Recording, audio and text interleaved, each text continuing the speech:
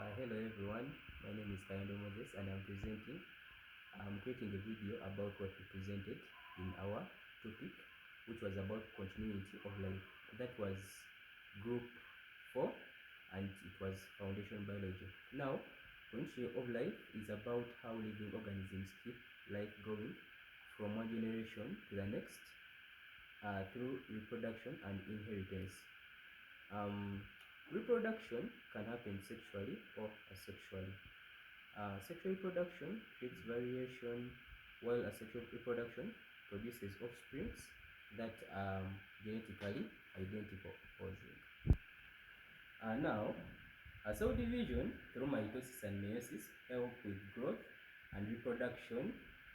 Then DNA forms genetic information or creates genetic information and passes DNA stores genetic information and passes what it has from the parents to the offsprings. Now, modern biotechnology and genomics have also improved medicine, agriculture, and scientific research.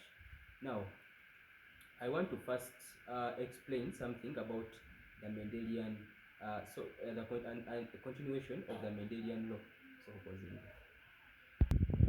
Now, I'm going to speak about incomplete dominance, codominance, multiple alleles, and polygenic inheritance. Now, those are mainly or basically inheritance patterns. Those inheritance patterns help to maintain continuity of life by ensuring that genetic information is passed from the parent to the offspring with creating variation, and this helps organisms to survive. I'll start with incomplete dominance. Incomplete dominance occurs when neither allele in a gene is completely dominant over the other. So the heterozygous offspring shows an intermediate phenotype between the two parents. For example, in the snapdragon flowers, if we have red snapdragon flowers crossed with white snapdragon flowers, we are going to create pink colored offspring, which is an intermediate of red and white parents. Then I will also speak about codominance. Codominance, for example, in roan cattle. In cattle. In cattle, if a red-coated bull is mated with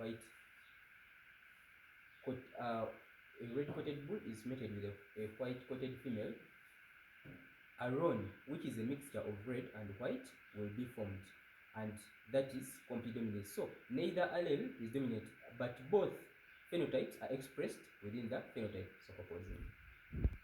Lastly, I will talk about multiple alleles. Multiple alleles occur when a gene exists in more than two alternative forms or alleles within a population. However, because humans and many other organisms are diploid, each individual can only possess two alleles. So for that reason, much as that there are more than two types of alleles, an individual will only inherit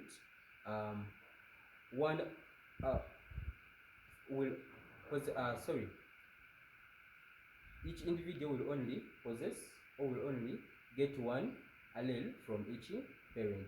Now here the key point is that the population has many alleles for a certain gene. Then also an individual can inherit only two of those alleles. An example is the human ABO blood group.